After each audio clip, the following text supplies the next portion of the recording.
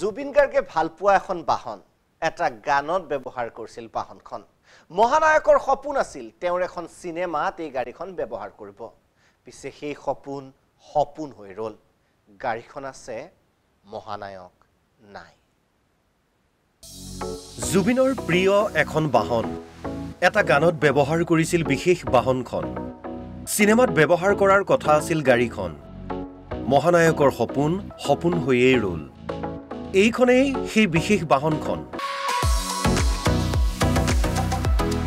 যুৱ প্ৰজন্মই বৰ ভাল পায় এনে ধৰণৰ বাহন কেৱল যুৱ প্ৰজন্মই নহয় গাড়ীৰ প্ৰতি চখ থকা যিকোনো মানুহৰে প্ৰিয় এনে বাহন কেইবছৰমান পূৰ্বে জুবিনৰ দৃষ্টিত পৰিছিল অসম লাইভ 24ৰ সৈতে সম্পৰ্ক থকা এই বাহনখনত যোগাযোগ কৰিছিল জুবিনে গাড়ীখন ব্যৱহাৰ কৰিব এটা বিশেষ গানত এই পৃথিৱী শীৰ্ষক গানটোত এই গাড়ীখন চলাই শুটিং কৰিছিল জুবিন গাৰ্গ আৰু সহশিল্পীসকলে গুৱাহাটীৰ আশে-পাশে বিভিন্ন ঠাইত চলিছিল শুটিংৰ সময়ৰ হি ভাল লগা সময়ৰ কথা বৰ্ণনা কৰিলে গাড়ীখনৰ চালকে তাৰপিছত আৰু এটা কথা আছিল দাদাই এনেকৈ আপোনাৰ ইয়াতে বহিছে ইয়াতে বহিলৈ আপোনাৰ কৈছে একো দেখিয়ে নাপাইছোন আগৰ ফালে কেনেকৈ চলাম বুলি কৈছে তাৰপিছত লাহেকৈ বহিলৈ এনেকৈ যেতিয়া চলাইছে তেতিয়া কৈছে পাৰি চলাব তেনেকৈ কৈছে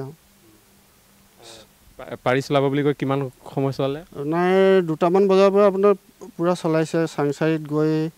তাতে শ্বুটিঙৰ সময়খিনি চলাই আহি আকৌ আপোনাৰ IITত চলালে IITৰ পৰা আহি জালুকবাৰী সেইখিনি মানে মোটামুটি আপোনাৰ 5টা 5:30 বজালৈকে চলাই আছে দাদা আগে গৈ থাকে আমি দাদা গাড়ীখনৰ পিছফালে চাই গৈ আছোঁ আৰু তেনেকৈ শ্বুটিঙৰ সময়ত এটা সৰু দুৰ্ঘটনাও ঘটিছিল চলাই থকা অৱস্থাত গাড়ীখনৰ এখন দুৱাৰ খুলি গৈ আন এখন গাড়ীত খুন্দা মৰাত সিখন গাড়ীত কিছু ক্ষতি হৈছিল কিন্তু জুবিনে চলোৱা বুলি জানি সিখন গাড়ীৰ গৰাকীয়ে একো নকলে এই দৰজাখন মানে বহুতখিনি মেল খাই যায় বহুতখিনি বাঢ়ি যায় দেখিছেনে তো বেলেগ এখন গাড়ী অপজিট ছাইডৰ পৰা আহি আছিলে তো আহোঁতে দৰজাখন লগা নাছিলে মই জুবিন দাক চিঞৰিছিলোঁ দাদা দৰজাখন লগা নাই কিন্তু দাদাই নুশুনিলে বহুত জোৰে স্পীডত গুচি গৈছে তো দৰজাখন খোল খাই এই বেলেগ গাড়ীখনত এইটো গ্লাছখনত লাগি ইখন গাড়ীৰ গ্লাছখনত লাগি ভাগি গৈছে গ্লাছখন তাৰপিছত আপোনাৰ দাদাইতো গুচি গ'ল আহি পিনে তাতে কি ক'ব আৰু জুবিন গাৰ্গে ভাঙিছে গাড়ীখন একো নকলে আৰু হ'ব বুলি কৈ গুচি গৈছে এআই জুবিনৰ জনপ্ৰিয়তা এআই জুবিনৰ মহিমা এই গাড়ীখনক লৈ বিশেষ পৰিকল্পনা আছিল জুবিনৰ এখন সিনেমাত গাড়ীখন ব্যৱহাৰ কৰাৰ কথা কৈছিলে তেওঁ যদি আকৌ আমাৰ চিনেমা এখন হৈ আছে আকৌ মাতিম এখন গাড়ী লাগিব মোক তেনেকৈ কৈছিলে এখন গাড়ী লাগিব হয় এখন গাড়ী লাগিব চলাই ভাল লাগিছে এখন